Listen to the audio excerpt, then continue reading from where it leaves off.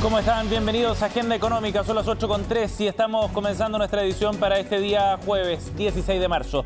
Gracias por acompañarnos a esta hora. Estos son nuestros titulares para la edición del día de hoy. Por supuesto que vamos a actualizar la información en torno a Credit Suisse, el banco suizo que ha estado en el ojo del huracán, producto de las tensiones que ha sufrido desde el punto de vista financiero, fundamentalmente. No son recientes las malas noticias. Sin embargo, hoy día ha logrado recuperarse y hay algo más de calma en los mercados a nivel internacional. El banco, de hecho, logró conseguir ya el apoyo de parte del Banco Central de Suiza.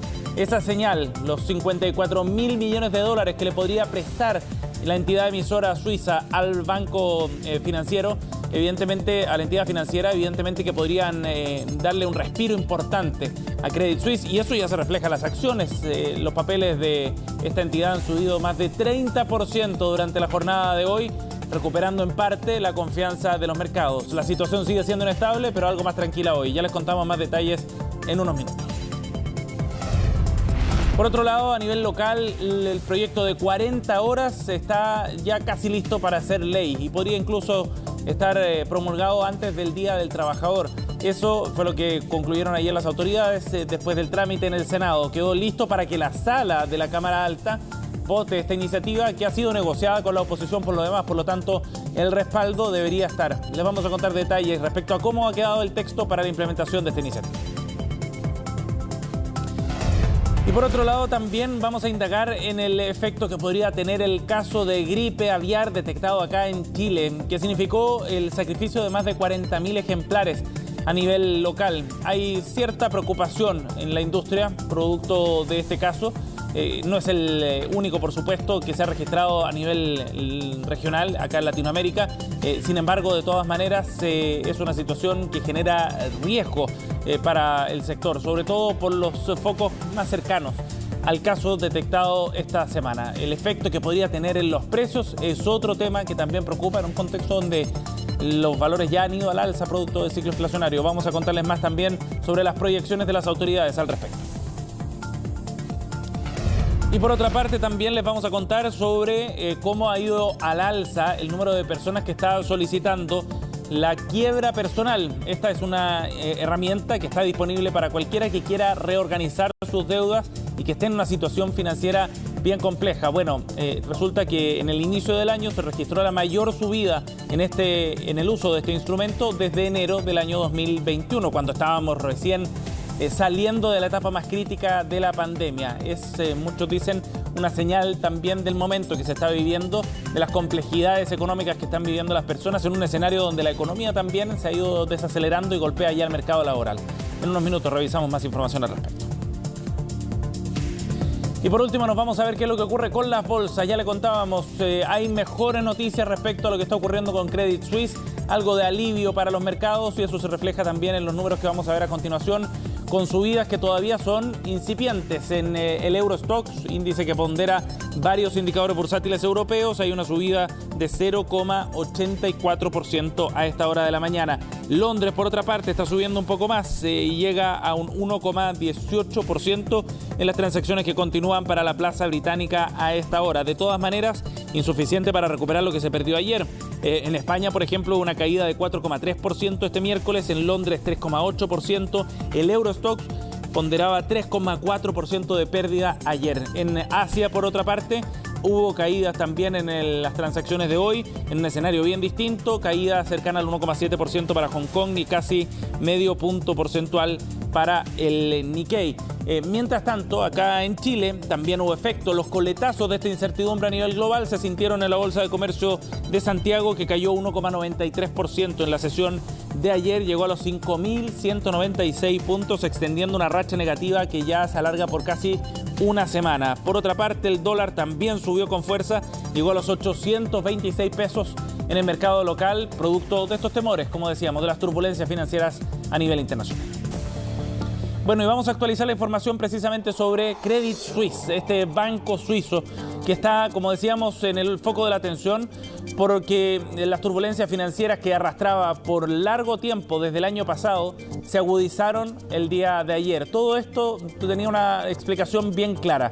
el principal accionista del banco, la realeza saudí, anunciaba que no inyectaría más recursos al banco suizo.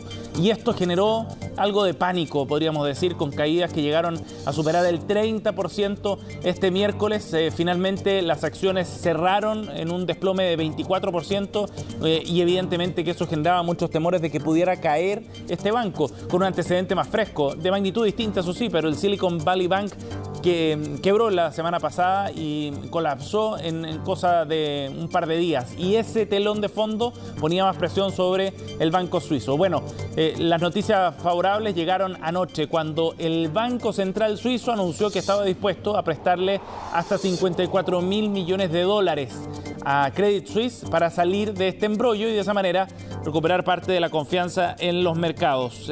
Funcionó definitivamente el mensaje. Credit Suisse hará uso de esa línea y eso le permitirá, por supuesto, algo más de holgura para manejar una situación que es compleja, sobre todo desde el punto de vista de los mercados, porque los reguladores financieros de Suiza aseguran que el banco hoy día está cumpliendo con todos los requerimientos de liquidez y de capital que exige la legislación suiza. Y en ese sentido descartan que haya algún problema de fondo, pero el mercado lo interpreta de otra manera, por supuesto. Hoy las acciones repuntaron, estaban subiendo en algún momento de la mañana cerca de 30%. A esta hora ya bordea el 22% de alza.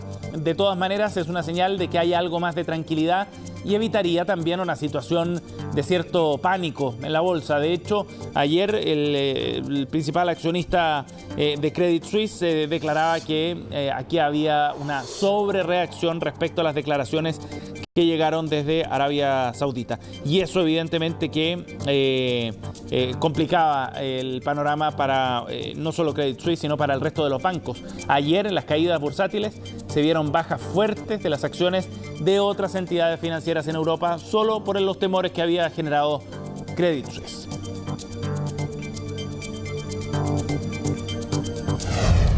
8:10. Vamos a ir a otro tema para contarles entonces sobre el impacto que podría generar este caso de gripe aviar acá en nuestro país. Las autoridades han sido bien claras hasta ahora.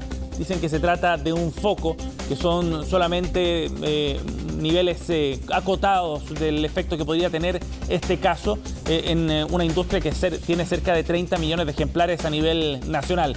Pero de todas maneras quedó abierta la duda respecto a si los efectos que puede tener esta enfermedad, el sacrificio de algunos de los ejemplares, podría tener impactos también desde el punto de vista de los precios de estos productos. En la siguiente nota vamos a ver más detalles sobre el tema. ¿Cómo ha estado la venta? Ha bajado bastante, ha bajado yo creo con 50%. Eso es uno de los factores por la gripe aviar. La gripe aviar y su expansión pareciera estar mostrando sus primeras consecuencias en el mercado. A principios de semana se informó el primer caso de este tipo de influenza en aves de producción, un caso acotado, dicen las autoridades, debido a que la enfermedad se ha presentado principalmente en aves marinas. Sin embargo, los protocolos se siguen aplicando. Estamos hablando de 40.000 aves que estaban en etapa de crianza.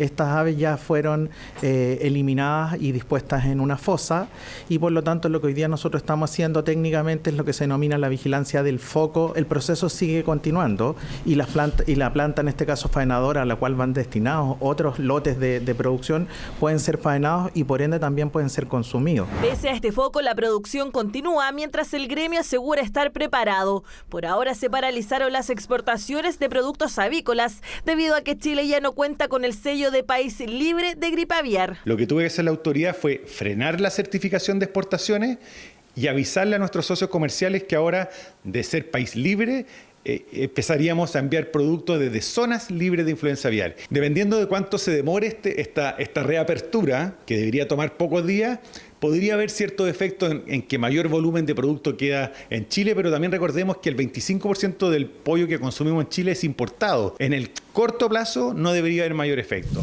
Un impacto en reducción de precios podría ser lo que se vislumbra a corto plazo, aunque no se descartan bajas en la producción y también una reducción de la demanda de productos de este tipo. La economía es una ciencia social, por ende, en la medida que a mí me genere confianza, ¿no es cierto?, el consumir productos de carnes blancas cocinados en forma tradicional, potencialmente voy a poder ver esta oportunidad de comprar una mayor cantidad de productos, pero si esto genera desconfianza, también, ¿no es cierto?, esto va a hacer que haya una menor demanda estos bienes. Por eso es bien importante cómo se maneja el flujo informativo. Desde el gobierno aseguran que no debieran producirse cambios en los precios de los productos avícolas, debido a que por ahora solo es un caso bastante acotado en relación a toda la producción que existe en el país. Este brote que hemos tenido todavía es bastante acotado y por tanto nosotros no vemos ninguna razón para que vaya a haber un efecto en la economía de ninguna relevancia.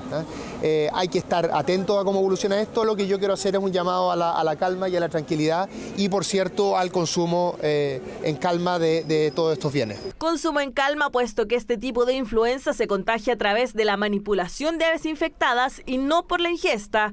Por lo mismo, la recomendación de las autoridades es, en caso de trabajar en el mundo avícola o dedicarse a la crianza de aves, utilizar elementos de seguridad. Recomendaciones respecto a que si existe la mortandad de las aves que están criando, no las manipulen, sino que avisen inmediatamente al Servicio Agrícola y Ganadero para retirarlas y que dispongan de esas aves que en el fondo son lo que constituyen el riesgo en cuanto a sus secreciones y la manipulación de ellas. En este sentido, se realizó un llamado a la ciudadanía a mantener la calma y el consumo de productos como carne de ave y huevos, puesto que además el monitoreo realizado por las autoridades es constante y en caso de que se generen nuevos focos, será informado. 8:14. Les contábamos en nuestros titulares que el proyecto para rebajar la jornada laboral a 40 horas semanales está listo ya para ser ley. Después de 5 años de tramitación de esta iniciativa, que surgió como una moción parlamentaria, finalmente se está llegando a buen término con este proyecto y con acuerdos además con la oposición, lo que garantiza ya su despacho desde la sala del Senado. Este proyecto establece gradualidad, flexibilidad también para que los trabajadores y los empleadores puedan llegar a ciertos acuerdos y comenzaría a regir a partir de un año después de promulgada la ley, probablemente entonces en 2024. Ahí baja a 44 horas a la semana, 2 años después bajará a 42 horas a la semana para finalmente cerrar el proceso al 5.º año de iniciado este cambio a 40 horas máximo a la semana. Escuchemos algunas reacciones políticas, la ministra del Trabajo, Janet Jara, y luego el senador Ricardo Lagos Vera. Tenemos un proyecto que abarca a todos los trabajadores del Código del Trabajo que están sujetos a jornada ordinaria, que bajan de 45 a 40 horas, también a los que están sujetos a jornadas especiales, que están directamente reguladas en el Código del Trabajo, como por ejemplo las trabajadoras de casa particular. El proyecto además regula las jornadas extraordinarias, que son aquellas que se califican por parte de la Dirección del Trabajo y que hacen directa relación, por ejemplo, con trabajos continuos donde los procesos productivos no se pueden detener, y aquí el típico ejemplo es el trabajo de minería en campamento. Se votó por unanimidad el proyecto. Este es un proyecto que le hace bien a Chile, le hace bien a los trabajadores y trabajadoras de Chile, genera mejores condiciones de vida y tiene una gradualidad en el tiempo que, una vez que sea ley, va a permitir a las empresas adaptarse a esto, pero lo importante es que va a constituirse en un derecho de que en Chile se van a trabajar 40 horas y no 45 como hoy día. 8:16, vamos a un resumen de noticias. La Sala de la Cámara aprobó el proyecto que rebaja las multas de tránsito asociadas al TAG, quedando listo entonces para ser despachado a ley. Esta iniciativa contempla la opción de reducir hasta en un 80% las sanciones monetarias que están relacionadas al no pago de los telepeajes y entrega también la posibilidad de pagar el menor monto entre el 20% acumulado de las multas o 100 UTM. El proyecto también establece la creación de un sitio único para el pago de las cuentas de telepeajes, y esto con el fin de facilitar, por supuesto, el acceso de los pagos por parte de los usuarios. Desde el gobierno señalaron que las rebajas en los pagos van a beneficiar potencialmente a cerca de 600.000 vehículos. Y por otro lado, uno de los efectos de los temores que ha generado el caso de Credit Suisse se vio en los precios de los commodities. Entre ellos bajó el precio del cobre, pero por otra parte, esta es una buena noticia, el petróleo también bajó este miércoles. Perdió cerca de 6% de su valor y tocó un mínimo de un año ante los temores de una mayor crisis financiera que excediera, por cierto, al banco suizo. Esto como contrapartida de los vientos favorables que había por la recuperación de la demanda petrolera china, que estaban impulsando al alza los precios. El WTI en Estados Unidos entonces cedía $5 por barril el día de ayer para llegar hasta $66,28, tras alcanzar también su mínimo desde diciembre del año 2021. Bien, nos vamos a la pausa, 8:18. Regresamos con Agenda Económica.